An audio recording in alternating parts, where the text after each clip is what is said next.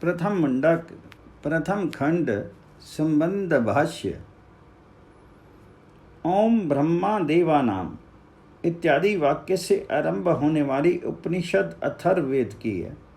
श्रुति इसकी स्तुति के लिए इसके विद्या संप्रदाय के कर्ताओं के परंपरा रूप संबंध का सबसे पहले स्वयं ही वर्णन करती है। इस प्रकार यह दिखलाकर कि इस विद्या को परम पुरुषार्थ के साधन रूप से महापुरुषों से अत्यंत परिश्रम से प्राप्त किया था, श्रुति श्रोताओं की बुद्धि में इसके लिए रुचि उत्पन्न करने के लिए इसकी महत्ता दिखलाती है, जिससे कि लोग स्तुति के कारण रुचिकर प्रतीत हुई विद्या के उपार्जन में आदरपूर्वक प्रवृत्त हों।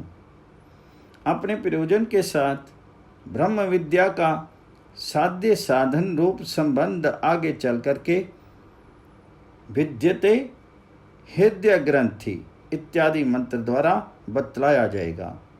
यहाँ तो विधि प्रतिषेध मात्र में तत्पर अपर शब्द वाक्य ऋक् वेद आदि रूप विद्या संसार के कारण भूत अज्ञान आदि दोष की निवृत्ति करने वाली नहीं है। ये बात अविद्या अंतरे वर्तमाना इत्यादि वाक्यों से विद्या के पर और अपर भेद करते हुए स्वयं ही बतला करके फिर परीक्ष लोकान इत्यादि वाक्यों से साधन साध्य रूप सब प्रकार के विषयों से वैराग्य पूर्वक गुरु कृपा से प्राप्य ब्रह्म विद्या को ही पर ब्रह्म की प्राप्ति का साधन बतलाया है। तथा ब्रह्म वेद ब्रह्मैव भवति परामृता परिमुच्यन्ति सर्वे इत्यादि वाक्यों से उसका प्रयोजन तो बारंबार बतलाया है। यद्यपि ज्ञान मात्र में सभी आश्रम वालों का अधिकार है, तथापि ब्रह्म विद्या संन्यासगत होने पर भी मोक्ष का साधन होती है, कर्म सहित नहीं। ये बात श्रुति भैक्षचर्याचरंत संन्यास योगात इत्यादि कहती हुई प्रदर्शित करती है। इसके सिवा विद्या और कर्म का विरोध होने के कारण भी यही सिद्ध होता है।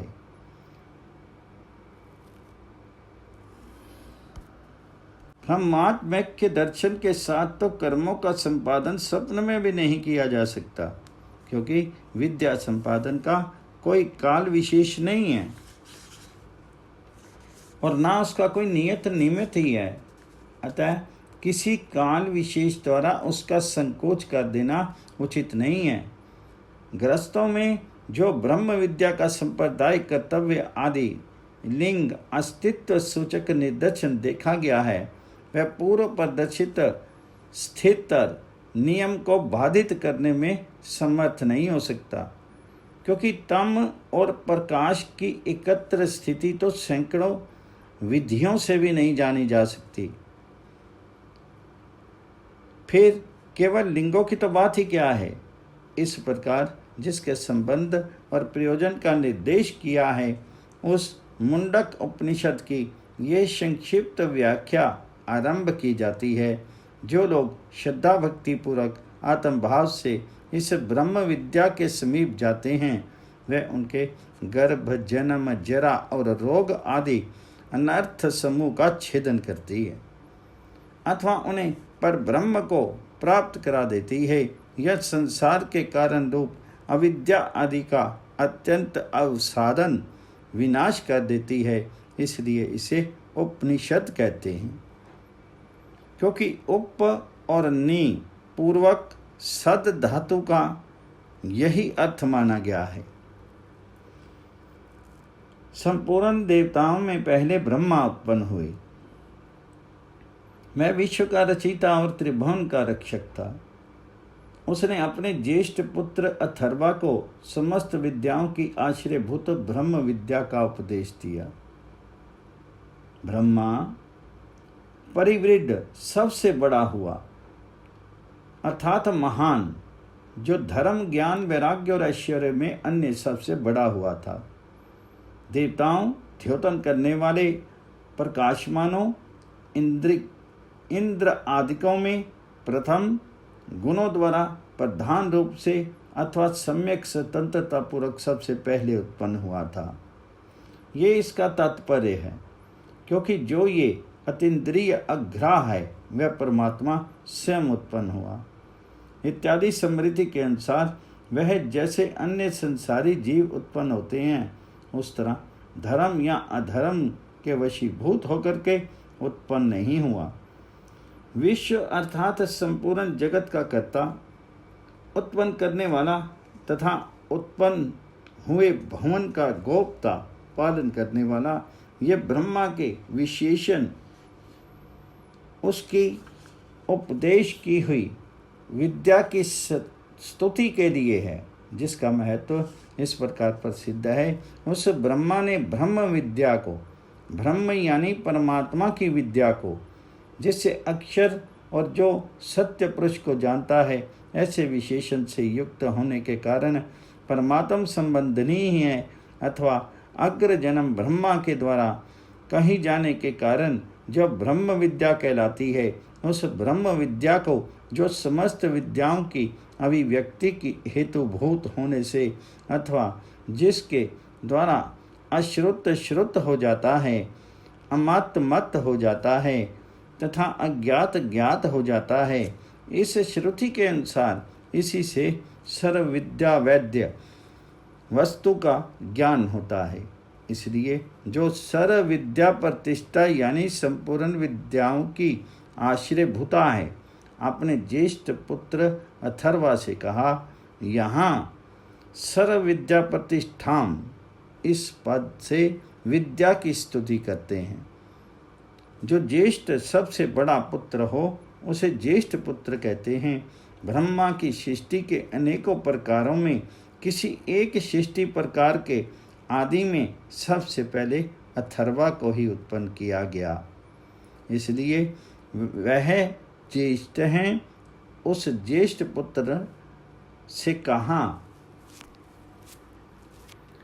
अथर्वा ब्रह्मा ने जिसका उपदेश किया था, वह ब्रह्म विद्या पूर्व काल में अथर्वा ने अंगी को सिखाई। अंगी ने उसे भारद्वाज के पुत्र सत्यवय से कहा तथा भारद्वाज पुत्र सत्यवय ने इस प्रकार श्रेष्ठ से कनिष्ठ को प्राप्त होती हुई वह विद्या अंगिरा से कही। जिस ब्रह्म विद्या को ब्रह्मा ने अथर्वा से कहा था, ब्रह्मा से प्राप्त हुई उसी ब्रह्म विद्या को पूर्व काल में अथर्वा ने अंगी से यानी अंगीर नामक मुनि से कहा।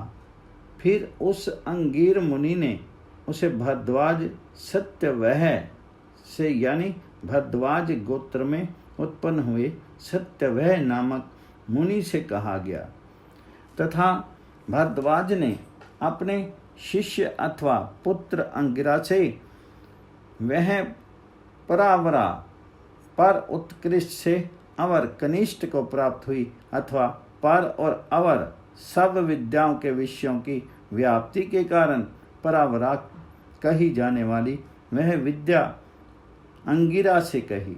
इस प्रकार परावराम इस कर्म पद का पूर्वोक्त प्राह क्रिया से संबंध है। शौनक की गुरु पस्ती और प्रश्न।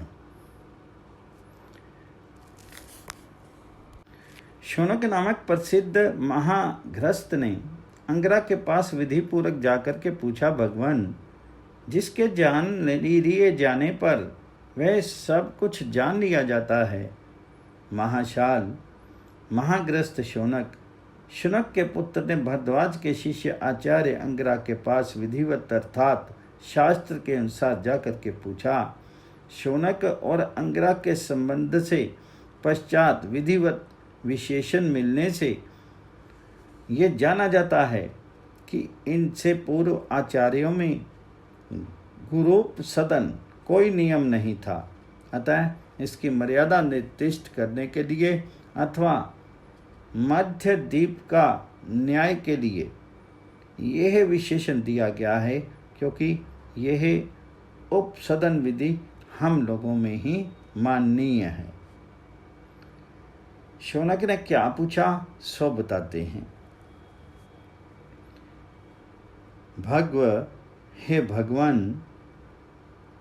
किस मन्नो, किस वस्तु के ज्ञान जान लिए जाने पर ये सब विज्ञेय पदार्थ विज्ञात विशेष रूप से ज्ञात यानी कि अवगत हो जाता है। यहाँ नो का प्रयोग वितर्क संशय के लिए किया गया है। शौनक ने एक ही को जान लेने पर मनुष्य सर्वज्ञ हो जाता है, ऐसी कोई सभ्य पुरुषों की कहावत सुनी थी। उसे विशेष रूप से जानने की इच्छा से ही उसने किस मन्नो इत्यादि रूप से वितर्क करते हुए पूछा, अथवा लोगों की सामान्य दृष्टि से जानबूझकर ही पूछा। लोक में स्वर्ण आदि खंडों के ऐसे भेद हैं जो स्वर्ण रूप होने के कारण लौकिक पुरुषों द्वारा स्वर्ण दृष्टि से उनकी एकता का ज्ञान होने पर जान लिए जाते हैं। इसी प्रकार प्रश्न होता है कि संपूर्ण जगत भेद का वह एक कारण कौन सा है जिस एक के ही जान लिए जाने पर यह सब कुछ जान लिया जाता है। शंका, जिस वस्तु का ज्ञान नहीं होता उसके विषय में कस्मिन, किसको, इस प्रकार प्रश्न करना तो बन नहीं सकता। उस समय तो क्या वह है, ऐसा प्रश्न उचित है। फिर उसके अस्तित्व सिद्ध हो जाने पर ही कस्मिन, ऐसा प्रश्न हो सकता है।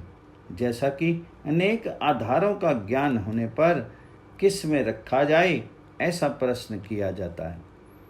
समाधान, ऐसा मत कहो, क्योंकि तुम्हारे कथन के अनुसार प्रश्न करने से अक्षरों की अधिकता होती है और अधिक आयास का भय रहता है।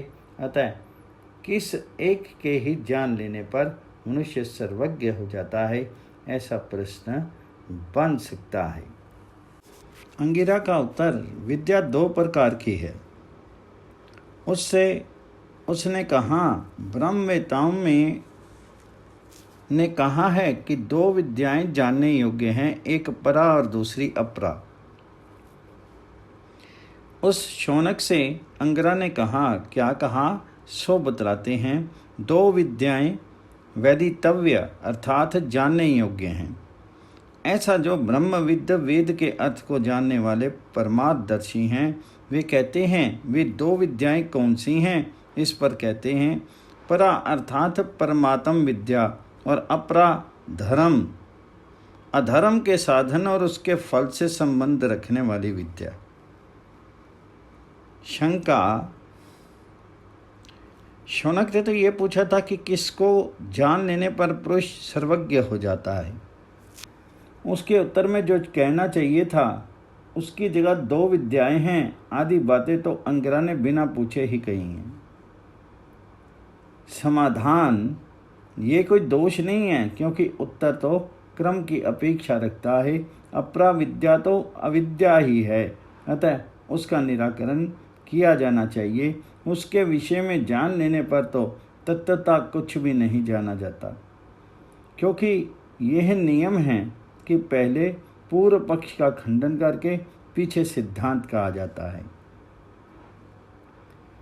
उसमें ऋग्वेद, यजुर्वेद, सामवेद, अथर्ववेद, शिक्षा, कल्प, व्याकरण, निरुक्त, छंद और ज्योतिष ये अपरा है, और जिससे उस अक्षर परमात्मा का ज्ञान होता है वह परा है। उसमें अपरा विद्या कौन सी है सो बताते हैं। ऋग्वेद, यजुर्वेद, सामवेद और अथर्ववेद ये चार वेद तथा शिक्षा, कल्प, व्याकरण, निरुक्त, छंद और ज्योतिष ये 6 वेदांग अपरा विद्या कहे जाते हैं। अब वह परा विद्या बतलाई जाती है, जिससे आगे छठे मंत्र में कहे जाने पर विशेषणों से युक्त उस अक्षर का अधिगम अर्थात प्राप्ति होती है, क्योंकि अधि पूर्वक गम धातु प्रायः प्राप्ति अर्थ में प्रयुक्त होता है तथा परमात्मा की प्राप्ति और उसके ज्ञान के अर्थ में कोई भेद भी नहीं है, क्योंकि अविद्या की निवृत्ति की परमात्मा की प्राप्ति है। इससे भिन्न कोई अन्य वस्तु नहीं। शंका, तब तो वह ब्रह्म विद्या ऋग्वेद आदि से बाह्य है, अतः वह परा विद्या अथवा मोक्ष की साधनभूत किस प्रकार हो सकती है?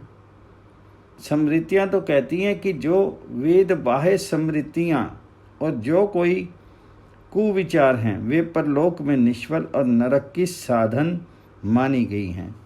अतः कुदृष्टि होने से निष्फल होने के कारण वह ग्राह्य नहीं हो सकती तथा इससे उपनिषद भी ऋग्वेद आदि से बाह्य माने जाएंगे। और यदि इन्हें ऋग्वेद आदि में भी माना जाएगा तो अथ परा आदि वाक्य से जो परा विद्या को पृथक बतलाया गया है वह व्यर्थ हो जाएगा। ऐसी बात नहीं है, क्योंकि परा विद्या से वेद्य विषयक ज्ञान बतलाना अभीष्ट है। ये प्रधानता से यही बतलाना इष्ट है कि उपनिषद वेद्य अक्षर विषयक विज्ञान ही पराविद्या है, उपनिषद की शब्द राशि नहीं। और वेद शब्द से सर्वत्र शब्द राशि ही कही जाती है। शब्द समूह का ज्ञान हो जाने पर भी गुरु पस्ति आदि रूप प्रत्यांतर तथा वैराग्य के बिना अक्षर ब्रह्म का ज्ञान नहीं हो सकता। इसलिए ब्रह्म विद्या का पृथक्करण और वह पराविद्या है, ऐसा कहा गया है।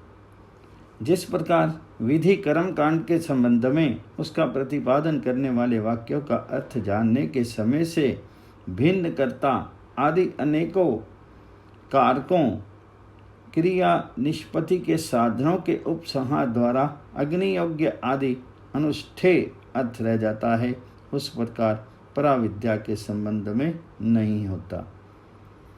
इसका कार्य तो वाक्यार्थ ज्ञान के समकाल में ही समाप्त हो जाता है, क्योंकि केवल शब्दों के योग से प्रकाशित होने वाले अर्थ ज्ञान में स्थित कर देने से भिन्न इसका और कोई प्रयोजन नहीं है। अतः यहाँ यददृश्यम इत्यादि विशेषणों से विशेषित अक्षर ब्रह्म का निर्देश करते हुए उस पर विद्या का विशेषित करते हैं। आगे जो कुछ कहना है उसे अपनी बुद्धि में बिठा करके यतत इत्यादि वाक्य से उसका सिद्ध वस्तु के समान उल्लेख करते हैं। पर विद्या प्रदर्शन, वह जो अदृश्य अग्रह अगोत्र अवर्ण और चक्षु श्रोत्र आदि हीन हैं, इसी प्रकार अपानिपाद नित्य विभु सर्वगत अत्यंत सूक्ष्म और अव्यय हैं तथा जो संपूर्ण भूतों का कारण है उसे विवेकी सब ओर देखते हैं।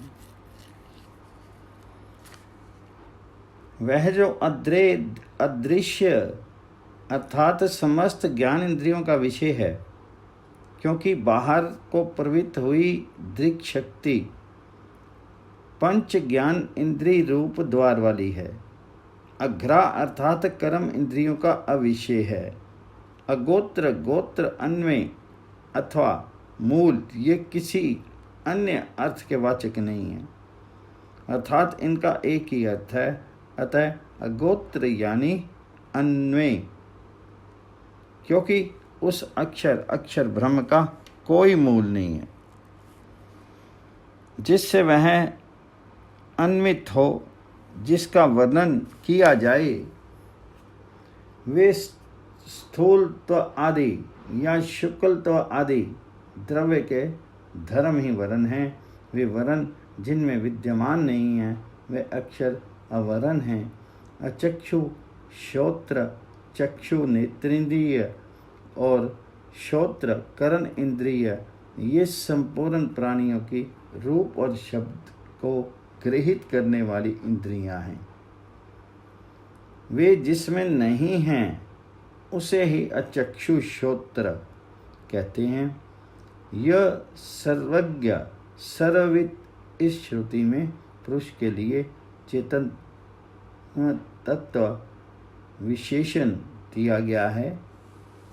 अतः अन्य संसारी जीवों के समान उसके लिए भी चक्षु श्रोत्र आदि इंद्रियों से अर्थ साधगत प्राप्त होता है। यहाँ अचक्षु श्रोत्रम कह करके उसी का निषेध किया जाता है, जैसा कि उसके विषय में बिना नेत्र वाला होकर भी देखता है, बिना कान वाला होकर भी सुनता है इत्यादि कथन देखा गया है।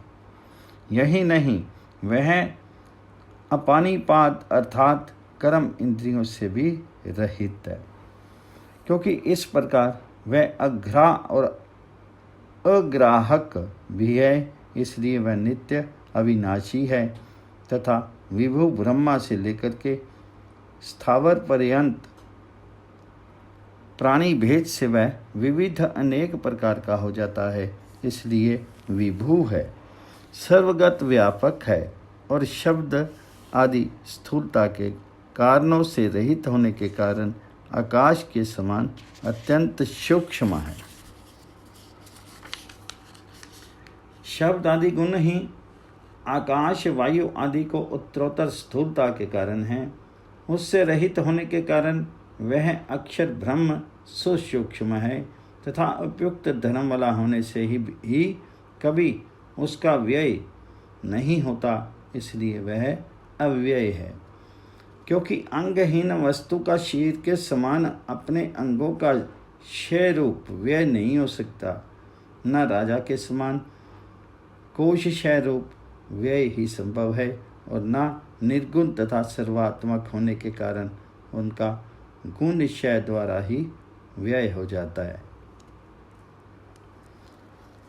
पृथ्वी जैसे स्थावर जंगम जगत का कारण है, उसी प्रकार जिस ऐसे लक्षण वाले भूत योनि भूतों के कारण सबके आत्मभूत अक्षर ब्रह्म को धीर बुद्धिमान विवेकी पुरुष सब और देखते हैं, ऐसा अक्षर जिस विद्या से जाना जाता है वही पराविद्या है।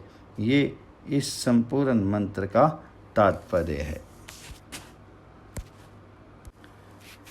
अक्षर ब्रह्म का विश्व कारणत्व पहले कहा जा चुका है कि अक्षर ब्रह्म भूतों की योनि है।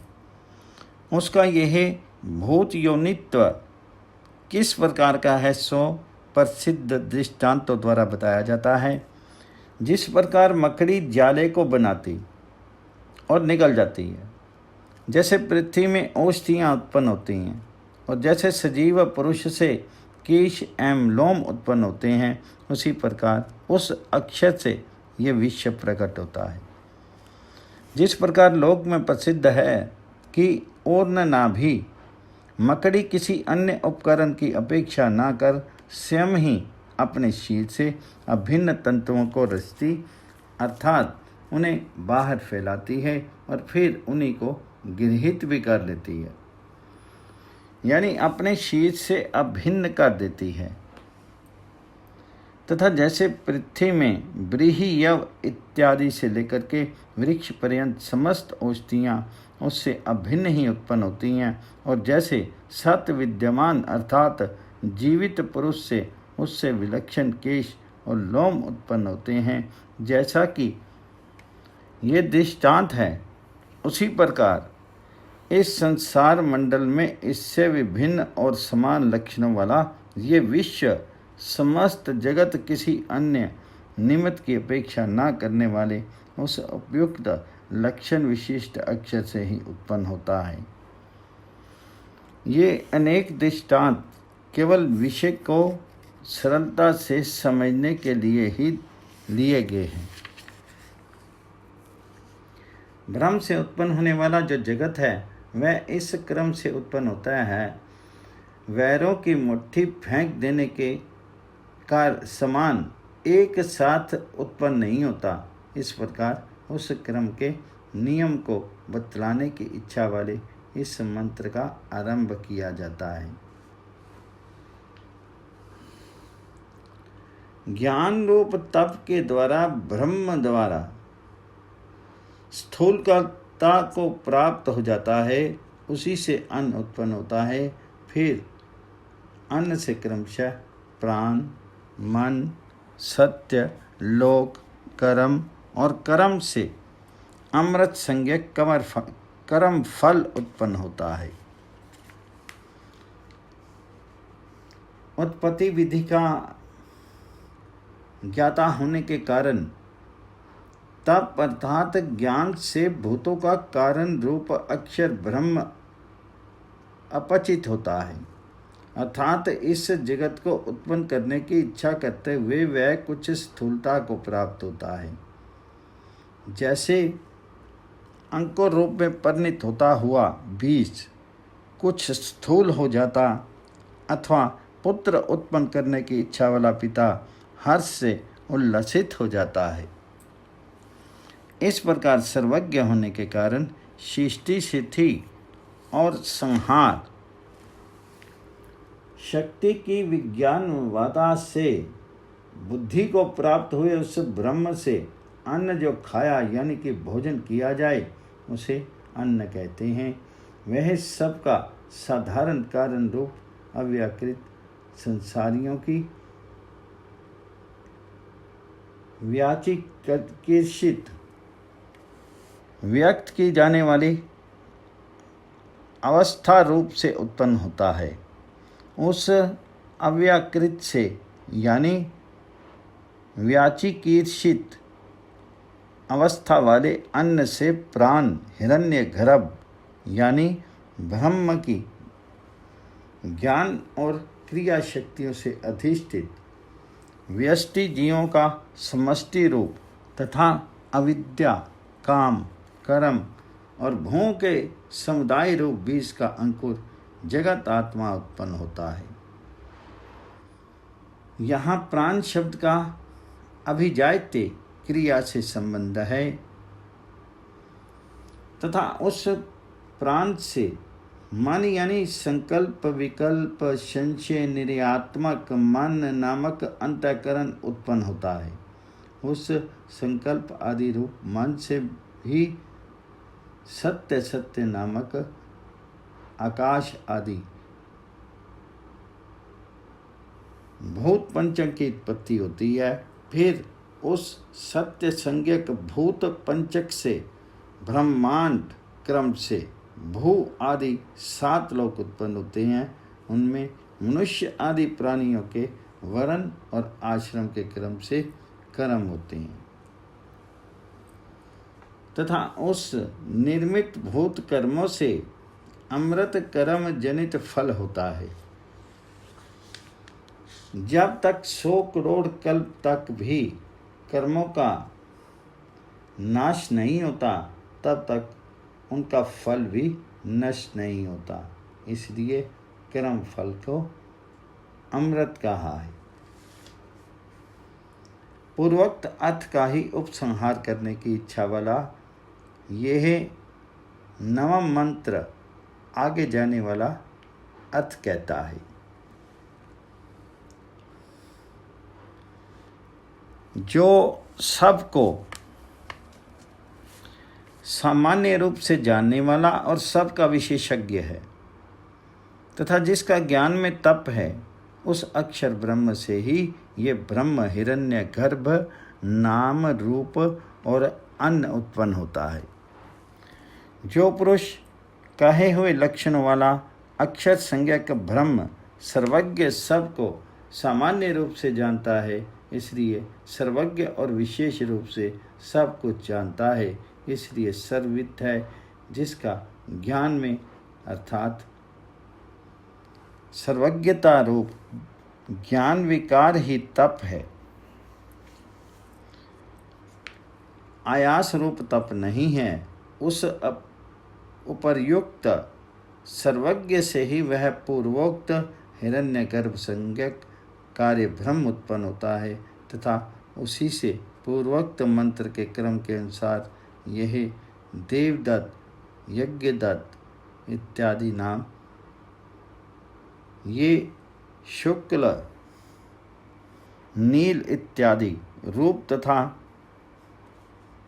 व्रीहि, यव आदि रूप अन्न उत्पन्न होता है, अतः पूर्व जन्म से इसका अविरोध समझना चाहिए।